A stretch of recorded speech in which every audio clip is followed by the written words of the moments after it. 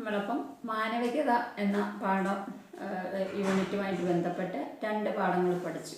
ഇതിൽ കഴിഞ്ഞ പാഠം ഞാൻ പ്രത്യേകം എൻ്റെ നോട്ട്സൊക്കെ വാട്സാപ്പിൽ തന്നിട്ട് അത് ട്രാൻസ്ലേഷനാണ് കൂടുതലും ചോദിക്കുന്നത്. അതുകൊണ്ട് ആ രീതിയിൽ അത് പഠിക്കണമെന്ന് പറഞ്ഞു. നിങ്ങളൊക്കെ നന്നായിട്ട് നോട്ട് ബുക്കിൽ എഴുതി വെക്കണം അത് കേട്ടോ. പഠിച്ച് കാണുമെന്ന് വിശ്വസിക്കുന്നു. ഇനി നമ്മൾ 2ാമത്തെ യൂണിറ്റിലെ മാനവികതയിലെ 3ാമത്തെ പാഠത്തിലേക്കാണ് പോകുന്നത്. അതിൻ്റെ ഒരു ബ്രീഫ് ഇൻട്രൊഡക്ഷൻ നമ്മൾ ആദ്യത്തെ തന്നെ പഠിച്ചായിരുന്നു. അപ്പോൾ അത് ശ്രീനാരായണ ഗുരുദേവൻ്റെ പാഠമാണ്. അപ്പോൾ നമുക്ക് അറിയാം, കൂടുതലൊരു ആമുഖത്തിൻ്റെ മുഖവരയുടെ ആവശ്യമില്ല അദ്ദേഹത്തെക്കുറിച്ച് പ്രസ്താവിക്കുമ്പോൾ. എങ്കിലും നമുക്കറിയാം, സാമൂഹ്യ സേവനത്തിനായിട്ട് സ്വന്തം ജീവിതം സമർപ്പിച്ച ഒരു മഹാത്മാവായിരുന്നു അദ്ദേഹം. അങ്ങനെ അദ്ദേഹം ജാതി വ്യവസ്ഥകളുടെയും ഒക്കെ പേരിൽ നമുക്കറിയാം, അദ്ദേഹം ജനങ്ങളുടെ മനസ്സിൽ സ്ഥിരപ്രതിഷ്ഠ നേടിയ ഒരു മഹാത്മാവാണ്. അപ്പോൾ ആ മഹാത്മാവിനെ കുറിച്ചാണ് നമ്മൾ ഈ പാഠം പഠിക്കുന്നത്. ഇതിൽ നിന്ന് നമ്മൾക്ക് സ്വാഭാവികമായിട്ടും ചോദ്യം ഉണ്ടാകാൻ സാധ്യതയുള്ളത് സന്ദർഭം എഴുതാനാണ്. കഥയുടെ ഒരു സന്ദർഭം തന്നിട്ട് ഏത് സന്ദർഭത്തിലാണ് ഒരു സെൻറ്റൻസ് തരും, അത് ഏത് സന്ദർഭത്തിലാണ് യോജിക്കുന്നത് എന്നെഴുതാനാണ്. അതിൽ 3-4 സെൻറ്റൻസിൻ്റെ ആൻസർ ഏകദേശം ഒരു ഇൻസിഡൻറ്റ് അതിനകത്ത് വരുന്നുള്ളൂ. അപ്പോൾ അതുമായിട്ട് ബന്ധപ്പെട്ടായിരിക്കും അതിൽ നിന്നുള്ള ചോദ്യങ്ങൾ. ഓരോ പാഠം പഠിക്കുമ്പോൾ ആ ഒരു പ്രാധാന്യത്തോടു കൂടി പഠിക്കുമ്പോൾ നമുക്ക് എളുപ്പം പരീക്ഷയെ അഭിമുഖീകരിക്കാൻ സാധിക്കും. ഇനി പാഠത്തിലേക്ക് നോക്കൂ. ദീനദയാലുർഭവ ഒരു ജീവനചരിതമാണ്, ജീവിത ചരിത്രമാണ് പഠിക്കുവാനുള്ളത്. അനന്തപുര്യാഹ നമുക്കതിനു മുമ്പ് ഇൻട്രൊഡക്ഷൻ ഒന്ന് നോക്കാം. ശ്രീനാരായണ ഗുരുദേവനെ കുറിച്ച് ആ ബോക്സിലുള്ളത് നോക്കിക്കേ. ശ്രീനാരായണ ഗുരുദേവ 53ാമത്തെ പേജിൽ ആ ബോക്സിലുണ്ട്, നോക്കൂ. അത് 1854 എന്നാണ് സംസ്കൃതത്തിൽ എഴുതിയിരിക്കുന്നത്. 1854 തമേ വർഷേ കേരളെ തിരുവനന്തപുരസ്യ സമീപേ ചെമ്പഴന്തി ഗ്രാമേ ജനിം അലഭത. ശതഭിഷക് നക്ഷത്രേ ഭൂജാതസ്യ തസ്യ പിതരോ മാടനാശാൻ തഥാ കുട്ടിയമ്മ ച. പിതാ മാടനാശാൻ കർഷകഃ തഥാ സംസ്കൃതപണ്ഡിതഃ ച ആസീത്. നാണുവാശാനിതി നാമ്നാ പ്രസിദ്ധോ നാരായണമഹാഭാഗഃ സാമാജിക സാംസ്കൃതിക ആധ്യാത്മിക മേഖലാസു ച അനിതര അസാധാരണ പ്രതിഭാം പ്രകടിതവാൻ. തേന മഹാഭാഗേന ആത്മോപദേശശതകം, ദർശനമാല, ദൈവദശകം ഇത്യാദീനി വിവിധാനി സ്തോത്രകാവ്യാനി സംസ്കൃതഭാഷയാ തഥാ കൈരള്യാം തമിഴ് ഭാഷായാം ച രചിതാനി.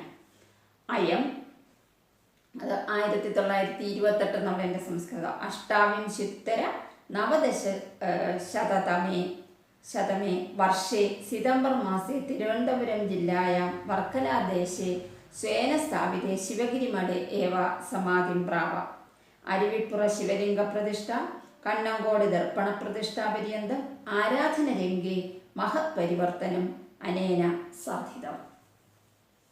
ഇനി ഒന്നും കൂടി നോക്കിയിട്ട് നമുക്ക് പാഠത്തിലേക്ക് കടക്കാം. 1854 കേരളത്തിലെ തിരുവനന്തപുരത്തിന് സമീപമുള്ള ചെമ്പഴന്തി ഗ്രാമേ ജനിമൽഭത. ചെമ്പഴന്തി ഗ്രാമത്തിലാണ് ജനിച്ചത്. നമുക്കറിയാം, ശ്രീനാരായണ ഗുരു തിരുവനന്തപുരത്തിന് സമീപമുള്ള ചെമ്പഴന്തി എന്ന ഗ്രാമത്തിലാണ് ജനിച്ചത്. ശതഭിഷ് നക്ഷത്രേ ഭൂജാതഃ. ശതഭിഷക് നക്ഷത്രേ ഇദ്ദേഹത്തിൻ്റെ ജന്മനക്ഷത്രം നമുക്കറിയാം. ചതയം, ശ്രീനാരായണ ഗുരു ജയന്തി ആഘോഷിക്കുന്ന ദിവസമാണല്ലോ. അപ്പം ചതയം എന്നുള്ളതിൻ്റെ സംസ്കൃതമാണ് ശതഭിഷക്. ശതഭിഷക് നക്ഷത്രേ ഭൂജാതസ്യ. ചതയ നക്ഷത്രത്തിൽ ജനിച്ച ഇദ്ദേഹത്തിൻ്റെ പിതരവും മാതാപിതാക്കൾ ആരൊക്കെയായിരുന്നു? മാടനാശാൻ, മറക്കരുത്, 1 വേർഡ് ക്വസ്റ്റ്യനൊക്കെ ചോദിക്കുകയെ. മാടനാശാൻ തഥാ കുട്ടിയമ്മ ച. അച്ഛൻ മാടനാശാനും അമ്മ കുട്ടിയമ്മയും ആയിരുന്നു. അപ്പോൾ ശ്രീനാരായണ ഗുരു തിരുവനന്തപുരത്തിന് സമീപമുള്ള ചെമ്പഴന്തിയിൽ ചതയ നക്ഷത്രത്തിൽ ജനിച്ച ശ്രീനാരായണ ഗുരുദേവന്റെ പിതാവ് മാടനാശാനും അമ്മ കുട്ടിയമ്മയും ആയിരുന്നു. പിതാ മാടനാശാൻ കർഷകഃ തഥാ സംസ്കൃത പണ്ഡിതഃ ച ആസീത്.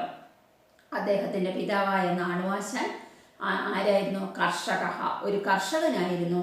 തഥാ അതോടൊപ്പം അപ്രകാരം സംസ്കൃത പണ്ഡിത ഒരു സംസ്കൃത പണ്ഡിതനും ആയിരുന്നു. നാണുവാശാൻ ഇതി നാംന പ്രസിദ്ധോ നാരായണ മഹാഭാഗ. നാണുവാശാൻ എന്ന പേരിൽ പ്രസിദ്ധനായ ഈ ശ്രീനാരായണ ഗുരുവിനെ നാണുവാശാൻ എന്നായിരുന്നു വിളിക്കുന്നത്. നാണുവാശാൻ എന്ന പേരിൽ പ്രസിദ്ധനായ ഈ നാരായണ ഗുരുദേവൻ സാമൂഹികവും സാംസ്കാരികവും ആധ്യാത്മിക മേഖലകളിലും ആധ്യാത്മിക മേഖലകളിൽ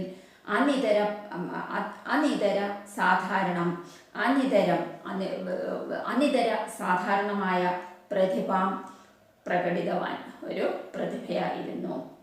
തേന മഹാഭാഗേന അദ്ദേഹത്താൽ രചിച്ചത് പ്രസിദ്ധമായിട്ടുള്ളത് ആത്മോപദേശ ശതകം, ദർശനമാല, ദൈവദശകം ഇങ്ങനെയുള്ള വിവിധാനി സ്തോത്രകാവ്യങ്ങൾ സംസ്കൃത ഭാഷയിലും തഥാ കൈരളി മലയാളത്തിലും തമിഴ് ഭാഷായാം ചരിച്ചതാനി തമിഴ് ഭാഷയിലും രചിച്ചിട്ടുണ്ട്. ഇദ്ദേഹം 1928 വർഷേ സെപ്റ്റംബർ മാസത്തിൽ തിരുവനന്തപുരം ജില്ലയിലെ തന്നെ വർക്കല ദേശത്തുള്ള അദ്ദേഹത്താൽ സ്ഥാപിതമായ ശിവഗിരി മഠം, വർക്കലയിലെ ശിവഗിരി മഠം ശ്രീനാരായണ ഗുരു സ്ഥാപിച്ചതാണ്. മാച്ച്ലി ഫോളോയിങ്ങിനൊക്കെ ചോദിക്കുവേ ശിവഗിരി മഠം ഒന്ന് ശ്രീനാരായണ ഗുരു എന്നും കാണും. ശിവഗിരി മഠേ സമാധിയെ പ്രാപിച്ചു. അരുവിപ്പുറ ശിവലിംഗ പ്രതിഷ്ഠ, അരുവിപ്പുറത്തെ ശിവലിംഗ പ്രതിഷ്ഠയും കണ്ണുംകോട് കണ്ണോങ്കോട്ടെ ദർപ്പണ പ്രതിഷ്ഠ, കണ്ണാടി പ്രതിഷ്ഠിച്ചുകൊണ്ട് അദ്ദേഹം അവിടെ ഒരു ഇതുണ്ടാക്കി. കണ്ണോങ്കോട് ദർപ്പണ പ്രതിഷ്ഠയും ആരാധനാ രംഗത്ത് മഹത് പരിവർത്തനം അനേന സാധ്യതം. ഇദ്ദേഹത്താൽ വലിയൊരു പരിവർത്തനത്തിന് സാധ്യമായി. ആരാധനയ്ക്ക് വലിയൊരു മാറ്റം ഉണ്ടാക്കിക്കൊണ്ടാണ് ഇദ്ദേഹത്തിൻ്റെ ശിവലിംഗ കണ്ണങ്കോട്ടെ ദർപ്പണ പ്രതിഷ്ഠയും അരുവിപ്പുറത്തെ ശിവലിംഗ പ്രതിഷ്ഠയും ഒക്കെ. എന്നാൽ പലർക്കും സവർണർക്ക് മാത്രമേ ക്ഷേത്രപ്രവേശനമൊക്കെ ഉണ്ടായിരുന്നുള്ളല്ലോ. അങ്ങനെ ഇദ്ദേഹം കണ്ണങ്കോട്ടെ കണ്ണാടി പ്രതിഷ്ഠിച്ചുകൊണ്ടുള്ള അവിടുത്തെ കണ്ണാടി പ്രതിഷ്ഠ കൊണ്ട് ഇദ്ദേഹം ആരാധനാ രംഗത്ത് വലിയൊരു വിപ്ലവം തന്നെ, വലിയൊരു പരിവർത്തനം തന്നെ ഇദ്ദേഹം സൃഷ്ടിച്ചു. അപ്പോൾ ഇതാണ് അദ്ദേഹത്തെക്കുറിച്ചുള്ള ഒരു ചുരുക്കം. ഇനി ഇദ്ദേഹത്തിൻ്റെതായ കുറച്ച് രചനകളുണ്ട്. അത് നമ്മൾ അല്ലാതെ ഞാൻ വാട്സാപ്പിൽ അതിൻ്റെ കൃതികളെല്ലാം കൂടി ചേർത്ത് പറഞ്ഞു തരാം. ഇനി പാഠത്തിലേക്ക് നമുക്ക്.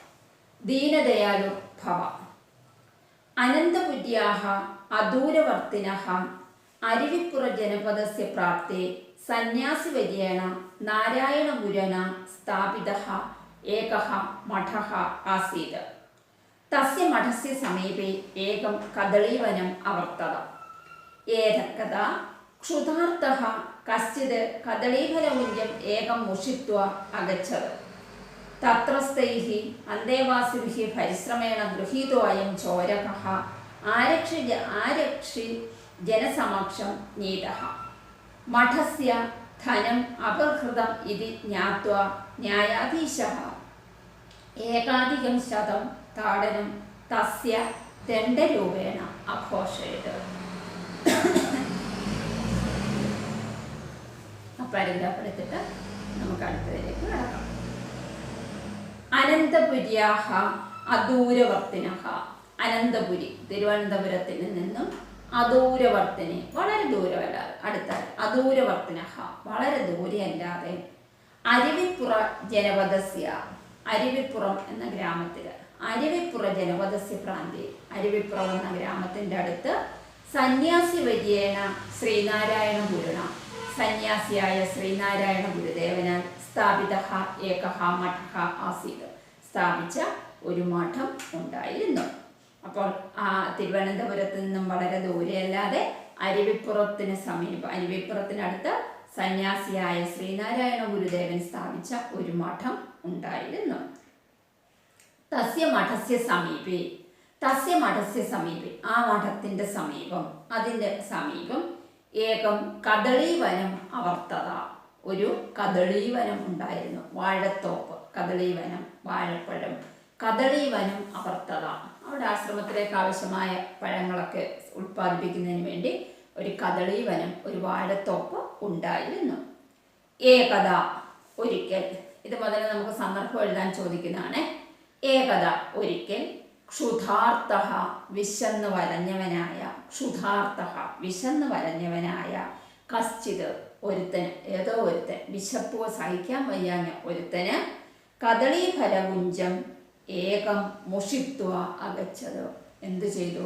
ഒരു കദളീഫലകുഞ്ചം, ഒരു കദളി വാഴക്കുല, ഒരു വാഴക്കുല മോഷ്ടിച്ചുകൊണ്ട്, മുഷിത്വ, മോഷ്ടിക്കുക എന്നുള്ളതിൻ്റെ സംസ്കൃതം മുഷിത്വ, ത്വാന്തവ്യയമാണ്, മോഷണം കൃത്വ, മോഷ്ടിച്ചുകൊണ്ട്, അഗച്ഛത് അവിടെ നിന്നും പോയി.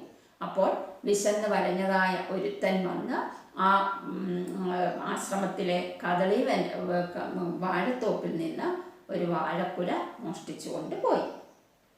തത്രസ്ഥൈഹി അന്തേവാസിഭിഹി, അപ്പോൾ അവിടെ ഉണ്ടായിരുന്നതായ, ആശ്രമത്തിലുണ്ടായിരുന്നതായ അന്തേവാസികൾ പരിശ്രമേണ, വളരെ പാടുപെട്ടിട്ട്, ഗൃഹീതോ അയം ചോരഹ, ഈ കള്ളനെ പിടിച്ചു.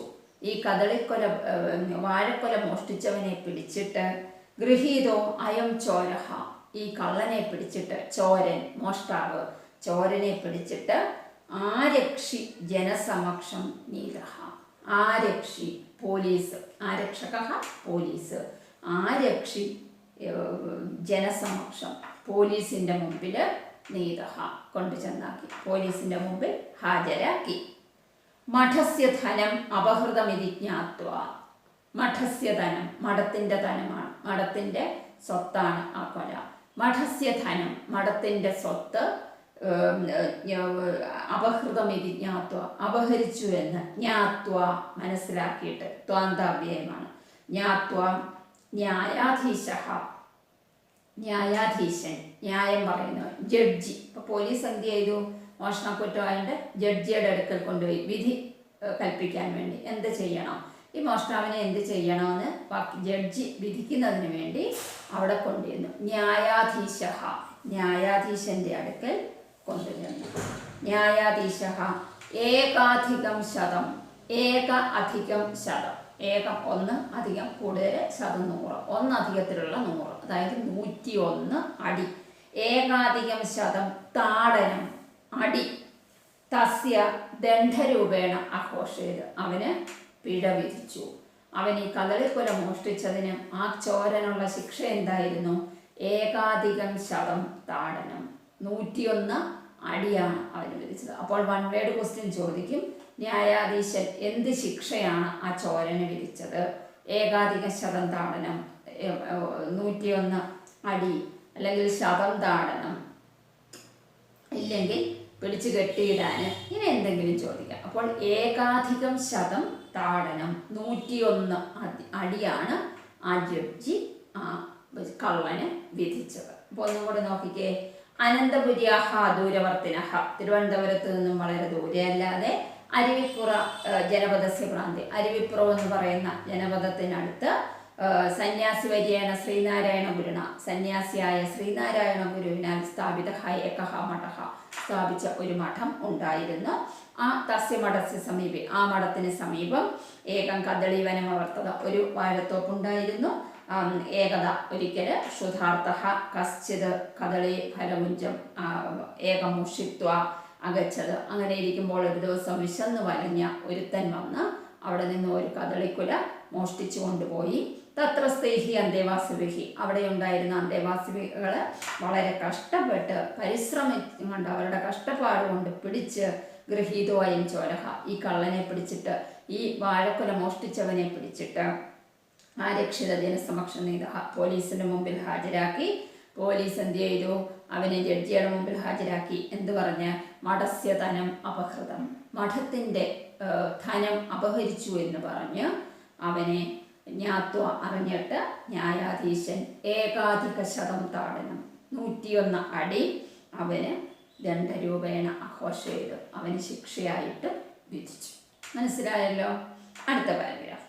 കർണാകർണികയ വൃത്താന്തമവും വിജ്ഞാപ്യ വിജ്ഞായ തദ്ദേശവാസിനഃ ജനാഃ ആശ്രമം സമാഗതാഃ. അപ്പോഴത്തെ നാട്ടുകാരെല്ലാം അറിഞ്ഞു. അവനെ അവിടെ പിടിച്ചു കെട്ടി അടിക്കാൻ വേണ്ടി ഇവനെ പിടിച്ചു കെട്ടിയിട്ടിരിക്കുന്നു എന്ന് അറിഞ്ഞു. കർണാകർണിക, കർണാകർണിക, ഒരു കർണത്തിൽ നിന്നും ഒരു കർണത്തിലേക്ക്. ഒരാൾ അറിയാവുന്നത് അടുത്ത ചെവിയിലോട്ട് പറഞ്ഞു കൊടുക്കുമല്ലോ, പെട്ടെന്നല്ലേ ന്യൂസ് പോകുന്നത്. കർണാകർണിക, ഒരു ചെവിയിൽ നിന്നും അടുത്ത ചെവിയിലേക്ക് അറിഞ്ഞിട്ട് വൃത്താന്തം, വൃത്താന്തം കഥ, ഈ കഥ വൃത്താന്തമോ, ഈ കഥ വിജ്ഞായ അറിഞ്ഞിട്ട് തദ്ദേശവാസിന, ആ തദ്ദേശവാസികളെല്ലാം, ആ ഗ്രാമത്തിലുണ്ടായിരിക്കുന്നവരെല്ലാം, ആ അരുവിപ്പുറത്തുണ്ടായിരിക്കുന്നവരെല്ലാം ജനാഹ ആശ്രമം സമാഗത, ആശ്രമത്തിലേക്ക് വന്നു. ആ ആശ്രമത്തിൽ പെട്ടെന്ന് ആള് തിങ്ങിക്കൂടി. തദാനീം അനന്തപുരീത ആശ്രമമാഗത ശ്രീനാരായണ ഗുരുദേവ ഇമാം വാർത്താം നിശമ്യ ഖിന്നമാനസോ അഭവത്. അതാണ് ഒരു സന്ദർഭം ചോദിക്കുന്നത്.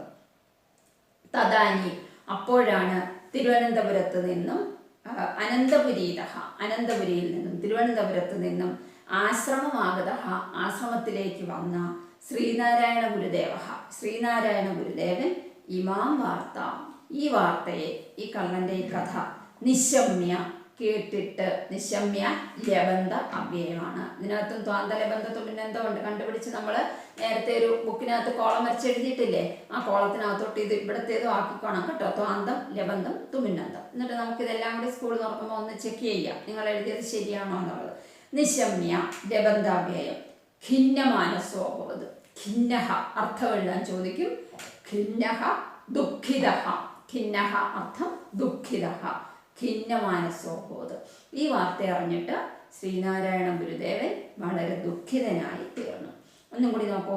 കർണാകർണികയ വൃത്താന്തമം വിജ്ഞായ തദ്ദേശവാസിന ജനാഹ ആശ്രമം സമാഗതാഹ. ഈ വാർത്ത അറിഞ്ഞിട്ട് ഒരു ചെവിയിൽ നിന്ന് അല്ലെങ്കിൽ ഒരു ചെവിയിൽ നിന്ന് ഒരു ചെവിയിലേക്ക് പെട്ടെന്ന് ഈ വാർത്ത അറിഞ്ഞിട്ട് തദ്ദേശവാസികളായ ആ സ്ഥലത്ത് താമസിക്കുന്നവരായ എല്ലാവരും അവിടെ എത്തിച്ചേർന്നു. തദാനീം അനന്തപുരീത, അപ്പോഴാണ് പിന്നെ യാദൃച്ഛികമായിട്ട് തിരുവനന്തപുരത്ത് നിന്നും ശ്രീനാരായണ ഗുരുദേവും ആ ആശ്രമത്തിൽ എത്തിച്ചേരുന്നത്. അദ്ദേഹം ഇമാം വാർത്താം നിശമ്യ, അദ്ദേഹം ഈ വാർത്ത കേട്ടിട്ട് എന്തായി? ഖിന്നമാനസോഭവത്, ഖിന്നമാനസനായി തീർന്നു. അപ്പോൾ പിന്നെ കഥാസന്ദർഭം ലിഖത, ഇതിൻ്റെ സന്ദർഭം എഴുതാൻ പറഞ്ഞിട്ട് ചോദിക്കുന്ന ഒരു ചോദ്യമായിരിക്കണം. ഇമാം വാർത്താം നിശമ്യ ശ്രീനാരായണ ഗുരുദേവ ഖിന്നമാനസോ അഭവത്. അതിൻ്റെ അടിയിൽ വരച്ചു കൊള്ളണം.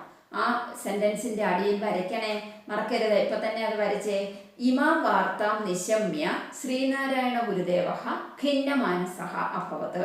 അല്ലെങ്കിൽ ശ്രീനാരായണ അനന്തപുരീത ആശ്രമമാഗത ശ്രീനാരായണ ഗുരുദേവ ഇമാം വാർത്താം നിശമ്യ ഖിന്നമാനസോ അഭവത്. ഈ വാർത്ത അറിഞ്ഞിട്ട് ശ്രീനാരായണ ഗുരുദേവൻ ഖിന്നമാനസനായി തീർന്നു. സന്ദർഭം ലിഖത, എന്ത് സന്ദർഭമാണ് അത് ഞാൻ സംസ്കൃതത്തിൽ തന്നെ 2 വരി അതിൻ്റെ നിങ്ങൾക്ക് തരും. ഇത്രയും ഇതിനകത്തെ കൂടുതലും കഴിഞ്ഞ പാരഗ്രാഫിലെ കണ്ടന്റാണ്, അത് കൂടുതലും നിങ്ങൾ പഠിച്ചിരിക്കണം. അത് ആണ് ഇതിനകത്ത് ഏത് ചോദ്യം ചോദിച്ചാലും ഇനി സന്ദർഭം വരാൻ പോകുന്ന 3-4 ചോദ്യമുണ്ട്. ഈ 4 ചോദ്യത്തിൻ്റെയും ആൻസർ എന്താണ്? ഈ ഫസ്റ്റ് പാരഗ്രാഫാണ്. അപ്പോൾ അത് നിങ്ങൾ അതിൻ്റെ സംസ്കൃതം ഒന്ന് മനസ്സിലാക്കി തന്നെ പഠിച്ചിരിക്കണം കേട്ടോ, അത് പഠിക്കണം. അപ്പോൾ എന്തു പറഞ്ഞു? ശ്രീനാരായണ ഗുരുദേവൻ ഇത് കേട്ടിട്ട് ദുഃഖിതനായി തീർന്നു. ഹാധിക്, അദ്ദേഹം പറഞ്ഞു. ഹാധിക്, കഷ്ടം, കഷ്ടം എന്നല്ലാതെ എന്തു പറയാൻ. വീതരാഗ ഭയക്രോധാനാം യതിവര്യാണാം മനസ്സി ഈദൃശി ദേശഭാവന വർത്തതേ ചേത് വിനാ വിളംബം സമസ്തം സന്യാസികുലം ആ അധർമ്മേ പതിഷ്യതി ഇതി ന സന്ദേഹ. അദ്ദേഹം പറഞ്ഞ എന്താണ്? വീതരാഗ ഭയക്രോധാനാം, എന്താണ്?